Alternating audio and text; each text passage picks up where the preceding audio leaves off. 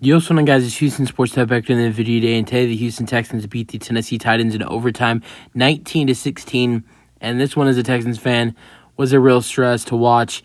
This game was a real stress to watch, and Texans win it without C.J. Stroud, without Will Anderson Jr., without Nico Collins, without Blake Cashman, and without a lot of other players. The Texans get this win by 3 in overtime, and a comeback win as they were down in this game, 13-3.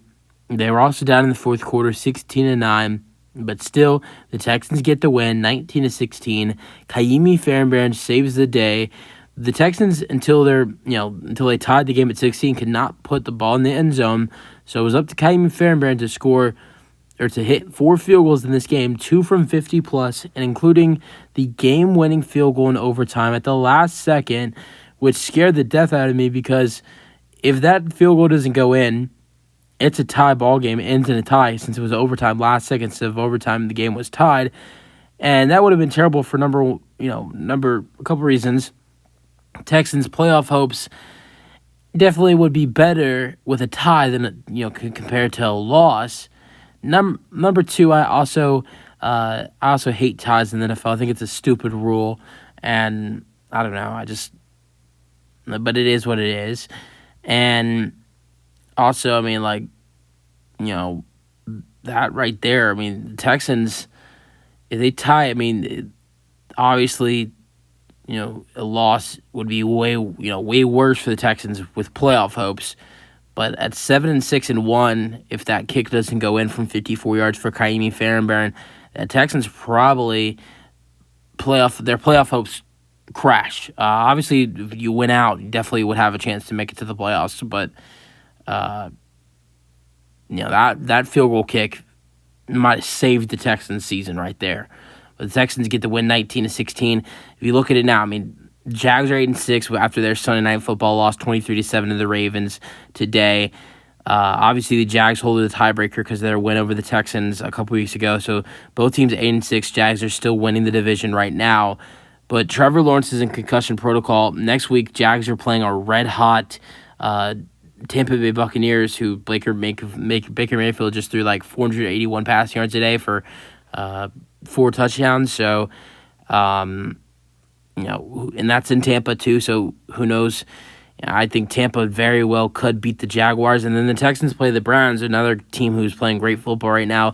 But I think the Texans can beat the Browns as well. So if you put yourself in that situation where the Jags are 8-7 after a potential loss to Tampa, and then you get a win at home against Cleveland, both games on Christmas Eve. I think that those two, if those two happen right there, I think it puts the Texans in a situation where they control their own destiny to win the division.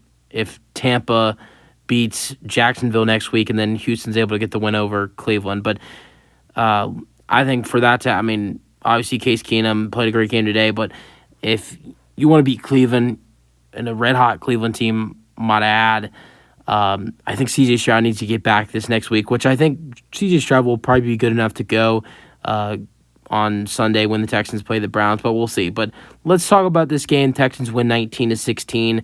Score this scoring summary. So, and this first score right here. This whole sequence is a big part of this game, and this game doesn't go overtime if this doesn't happen. Will Levis has a 1-yard touchdown run, and the extra point is missed. If that extra point goes in for Tennessee, final score is 17-16. Obviously, the touchdown by Noah Brown at the end, Texans would have gone for 2 in that situation. If it was 17-9, Texans would have gone for 2. Who knows if they get the 2-point conversion or not? But Tennessee very well might win this game in regulation if that extra point goes in, but it doesn't after the Will Levis 1-yard touchdown run for the Tennessee Titans quarterback, and it's 6-0. But then Case Keenum throws a 44-yard interception to Elijah Molden, and it's 13-0. And at that point, Case Keenum's not playing that great. At this time, I'm kind of thinking, I'm not thinking that the Texans don't have a chance to win this game, but I'm thinking, should we take Case Keenum out? But then Case Keenum, really after that interception, started to change with the way he played throughout the rest of this game. Texans going to halftime with a 23-yard field goal which was a great drive by Devin Singletary and Case Keenum, and it's 13-3 at halftime. Then third quarter, stuck with those field goals. Ka'imi Fairbairn 27-yard field goal and a 53-yard field goal. It's 13-9. Then in the fourth quarter, the Titans finally scored in the second half with a 45-yard field goal, 16-9. And then Case Keenum with a 3-yard touchdown pass to Noah Brown. Game is tied 16-16. Overtime, Ka'imi Fairbairn with a 54-yard field goal. It's 19-16. Texans win it. And honestly, this being Ka'imi Fairbairn's first game back, thank God Fairbairn's back, because Texans don't win this game. The Texans do not win this game if Ka'imi Fairbairn's not back, because those kicks, Fairbairn kicking 54-yard field goal at the end right there to give the Texans the win. Down 13-6, Ka'imi Fairbairn gives you a 53-yard field goal to make it 13-9. Those are two kicks that Fairbairn's replacement while he was injured, Matt Amendola, would not be able to make. I mean, obviously he nearly made a 58-yard kick against the Jaguars to send it to overtime when we play the Jaguars, but he did not make a 50-yard plus field goal when he was here. Missed like 3 or 4 field goals during the time while Fairbairn was injured, and in his last game as a Texan, he missed an extra point. So I definitely think he could have made one of those kicks, but you need both to win this game, and I think Ka'imi Fairbairn, having him back, was a big reason why the Texans win this game. But great win for the Texans today. They're 8-6 now, 19-16. Let's go over some stats. Game leaders: Case Keenum 23 for 36, 229 passing yards, 1 passing touchdown, 1 interception. Will Levis 17 for 26 and 199 passing yards with 1 interception thrown after his magical performance last Monday against the Miami Dolphins. Rushing yards: Devin Singletary, what a day. 26 carries, 121 rushing yards, while Tajay Spears, 9 carries for 30 rushing yards. Receiving yards: Noah Brown, 8 receptions for 82 receiving yards and 1 touchdown. Treylon Burks, 3 receptions for 62 receiving yards. Do you notice whose name you didn't hear during those stats? And that's the guy who's usually killing the Texans, absolutely running through the Texans, Derrick Henry. 16 carries for 9 yards. I can't believe that the Texans were able to stop him. The Texans have had they've done a terrible job of stopping Derrick Henry in the past. But today, they were able to limit Derrick Henry to less than 10 yards on 16 carries. And his longest run was only for 6 yards. I'm so impressed. I'm impressed with the whole Texans defense, but the most thing I'm impressed with is that they limited Derrick Henry to only 9 yards in this game. All right, besides, and I know he's not the same player that has killed the Texans in the past, but still, to limit him to only 9 rushing yards is really good in my books.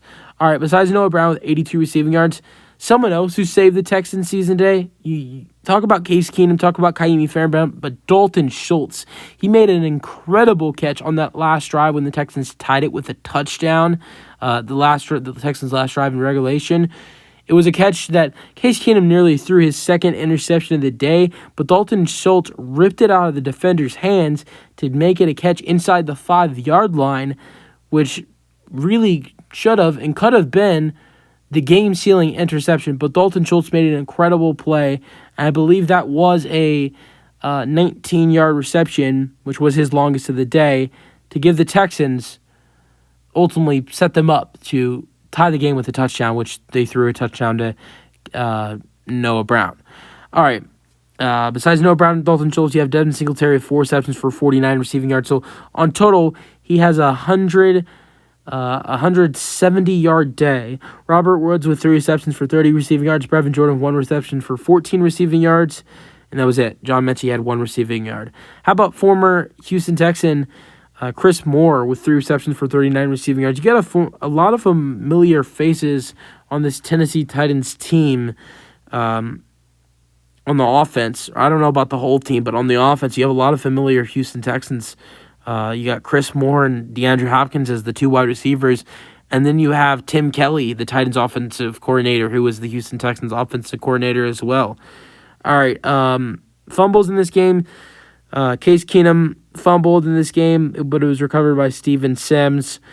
Will Levis fumbled, and it was recovered by nobody. Yeah, it went out of bounds. It was a forced fumble by Jonathan Grenard. It went out of bounds. All right, defensive stats. Desmond King, the second, led the Texans in tackles today, had a sack, had 2 tackles for loss. Denzel Perryman had 10 tackles with 1 tackle for loss. Texans had 7 sacks today with 12 tackles for loss. I think this has to be one of the best defenses that played this week. 2.5 sacks for Jonathan Grenard with 6 tackles and 1 tackle for loss. 1.5 sacks for Malik Collins. 1 sack for Derek Barnett. 1 sack for Khalil Davis. And 12 tackles for loss. 2 for Desmond King II. 2 for Christian Harris. 2 for Malik Collins. 2 for Derek Barnett. 2 for Khalil Davis. 1 for Grenard. And 1 for Perryman. And the Texans get the win. Interceptions in this game. 1 interception for each team. Steven Nelson had an incredible interception in this game. That was on a ball that was thrown to DeAndre Hopkins. And Elijah Molden had an interception, obviously, that was a touchdown for 44 yards. Great win for the Texans in overtime. Their season is still alive. Their playoff hopes are still alive. And the Texans get to win 19-16 in overtime, thanks to Kaimi Fairbairn, Dalton Schultz, Case Keenum, and also this defense. Texans win. Let me know your thoughts in the comment section, and peace out. Go Texans.